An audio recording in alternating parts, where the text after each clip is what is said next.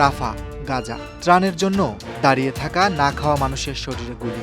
শিশু, নারী, বৃদ্ধ মাটিতে লুটিয়ে পড়ে একের পর এক। আর সেই সময় জাতিসংঘ বলে আমরা মর্মাহত, তদন্ত চাই।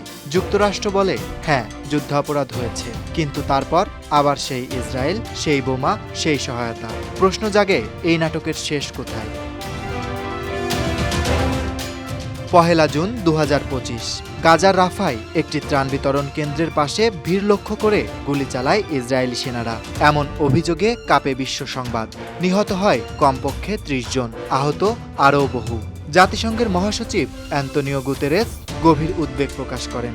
বলেন, স্বাধীন তদন্ত চাই, দায়ীদের জবাবদিহিতা চাই। কিন্তু এই প্রশ্নগুলো কি নতুন? প্রতিবার গাজায় রক্ত ঝরেছে, জাতিসংঘ বিবৃতি দিয়েছে, তবু ইসরায়েল কি থেমেছে? আর এই নাটকের সবচেয়ে বড় স্ক্রিপ্ট রচয়িতা যুক্তরাষ্ট্র। বাইডেন প্রশাসনের সাবেক মুখপাত্র ম্যাথু মিলার নিজেই স্বীকার করেন ইসরায়েল যুদ্ধাপরাধ করেছে। অথচ সরকারে থাকা অবস্থায় তিনিও বলতেন আমরা ইসরায়েলের পাশে আছি।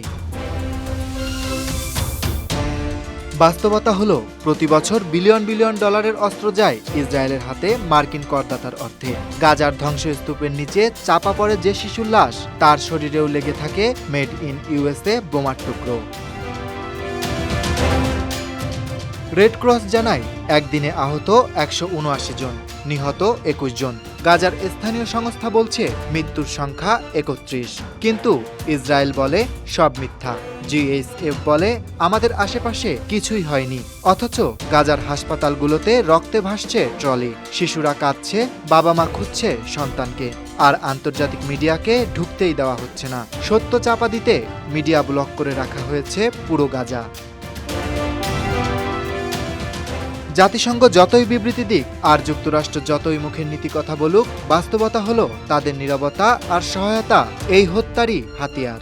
ইসরায়েলকে থামানোর ক্ষমতা যাদের আছে তারাই কেবল মাথা উঁচু করে, চোখ বন্ধ করে। প্রশ্ন উঠেছে, এই পবিত্র আন্তর্জাতিক প্রতিষ্ঠানগুলো কি আজ মঞ্চের পুতুল, নাকি ইসরায়েলের দোসর? গাজায় প্রতিদিন কেউ না কেউ মরছে, কেউ ত্রাণ নিতে গিয়ে, কেউ ঘুমাতে গিয়ে, আবার কেউ জন্ম নিয়েই।